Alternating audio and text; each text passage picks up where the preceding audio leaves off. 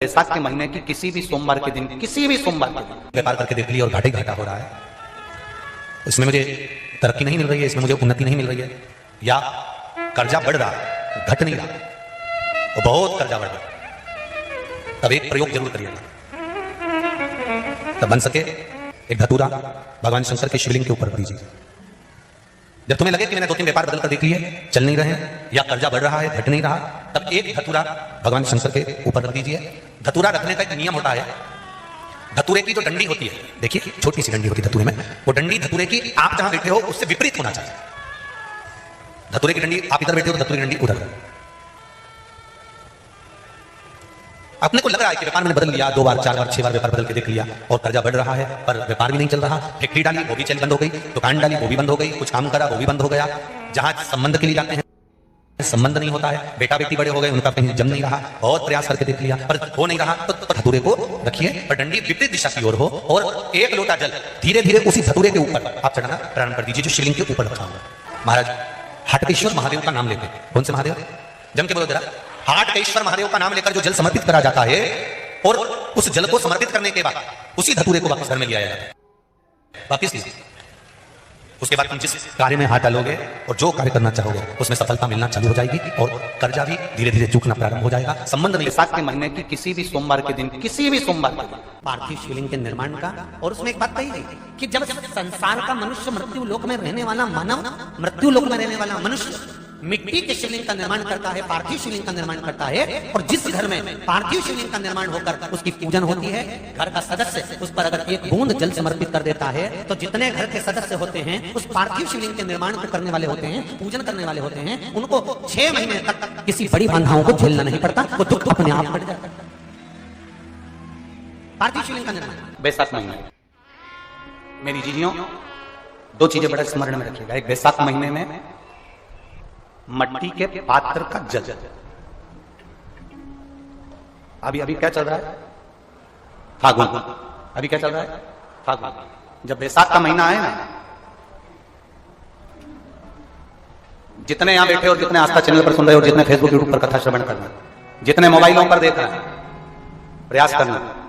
बैसाख के महीने में मिट्टी के पात्र में जो रात्रि भर जल रखा हो, मिट्टी के पात्र में, अगर आपके पास में घड़ा हो, हंडा हो, नी हो तो दिया हो, दीपक हो, कुल्लड़ हो, कोई भी तुम्हारे पास में जो मिट्टी का पात्र उसमें जल भरना, वो जल बैसाख के महीने की किसी भी सोमवार के दिन, बैसाख महीने या किसी प्रदोष के दिन या बैसाख महीने के शिवरात्रि के दिन, वो मिट्टी के पात्र का जल अपने घर के प्रत्येक व्यक्ति का स्पर्श कराकर उस मिट्टी के पात्र के जल को तांबे के पात्र में डाल लीजिए और घर के प्रत्येक व्यक्ति का स्पर्श करा लीजिए और शंकर भगवान का कुंदकेश्वर महादेव के नाम से समर्पित करिए। कुंदकेश्वर महादेव। कभी जीवन में पीछे पलट कर देखने की जरूरत नहीं पड़ेगी, आप उन्नति की सीढ़ी की ओर बढ़ते चले जाएंगे। बैसाख महीने में मट्टी के पात्र का जल भगवान शंकर को समर्पित होना चाहिए, उसका सुख हमारे जीवन को एक आनंद प्रदान।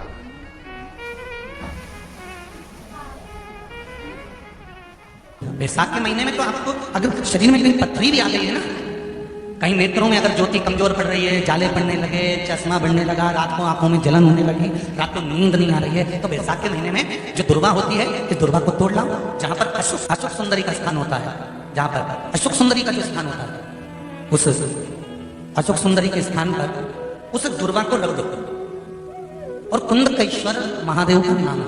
कौन से महादेव का नाम लेना है? कुंदकेश्वर। वो दुर्वा को उठा कर लिया।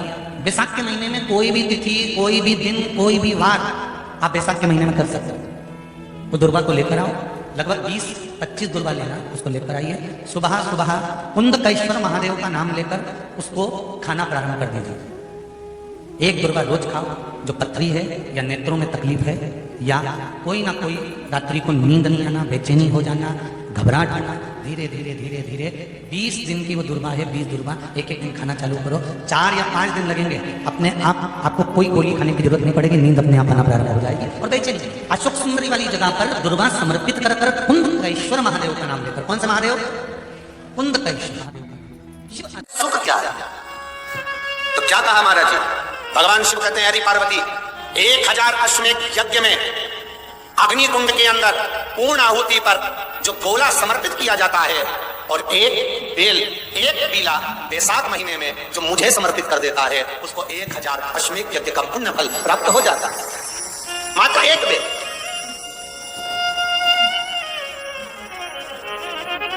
बहुत अच्छे से समझना महाराज, फिर समझ लीजिए।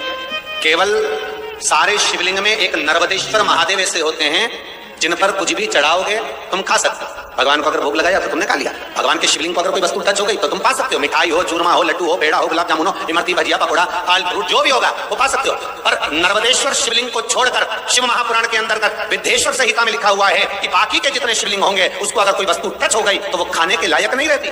वो सांसारिक मनुष्य नहीं खा सकता। शंकर के मंदिर का प्रसाद संसार का मनुष्य उसको ग्रहण नहीं कर सकता। उसको केवल बैरागी, त्यागी, जिसने घर छोड़ दिया, परिवार छोड़ दिया, अपने कुटुंब कबीले को छोड़ दिया, केवल वही पा सकता है। ये शिव महापुराण की विद्धेश्वर संहिता कर रही। पर शंकर कह रहे, मां उमा से, मां पार्वती से, मेरा महेश कह रहा है, मेरा बाबा भोलेनाथ, मेरा बाबा विश्वनाथ, मेरा त्रिकालदर्शी कैलाशी अविनाशी कह रहा है कि हे पार्वती,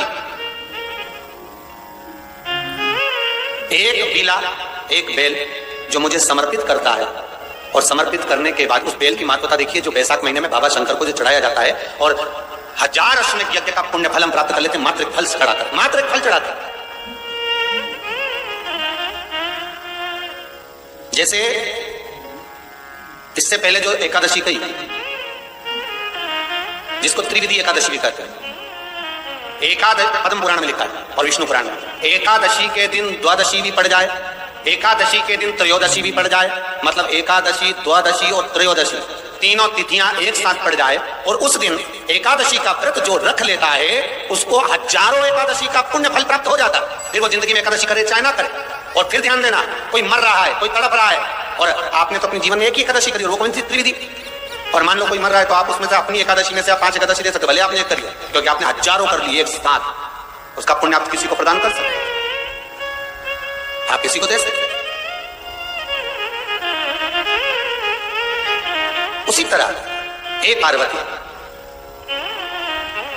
संसार का मनुष्य जब मुझे वो बेलपत्र समर्पित कर, वो बेल का फल समर्पित करता है, पार्वती वो फल जो मुझे चढ़ता है, फिर मैं भले नर्मदा के जल से निकला हुआ कंकर शंकर क्यों ना हूं, फिर चाहे मैं गंगा के जल से निकला हुआ कंकर शंकर क्यों ना हूं, चाहे फिर मैं यमुना के जल से निकला हुआ कंकर शंकर क्यों ना हूं, चाहे मैं सरयू के जल से निकला हुआ कंकर शंकर क्यों ना हूं, चाहे मंदाकिनी के जल से निकला हुआ कंकर शंकर क्यों ना हूं, हे पार्वती, फिर जो भी शिवलिंग पर वो बेल समर्पित होता है वो बेल उठाकर जीव अपने कार्य में ले सकता है। ये मां उमा से कह रहा है। तो उस बेल की महत्वता जानेंगे। अब अपन उस बेल को जानने के लिए वापिस स्कंद पुराण में चले तो स्कंद पुराण में लिखा हुआ है कि जो बेल बैसाख के महीने में शंकर को चढ़ाया जाता है वो बेल का फल उठाकर रख लिया जाता है।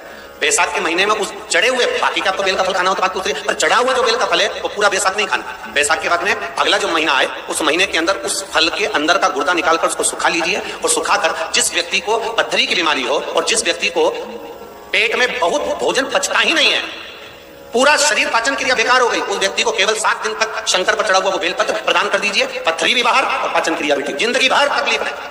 उस बैसाख में उस फल की इतनी महत्वता बाबा भोलेनाथ स्कंद पुराण, लिंग पुराण, नर्मदा पुराण, पद्म पुराण के अंतर्गत, शिव महापुराण के अंतर्गत वर्णन कर उसकी महत्वता है। वो बेल का फल साधारण नहीं हो सकता।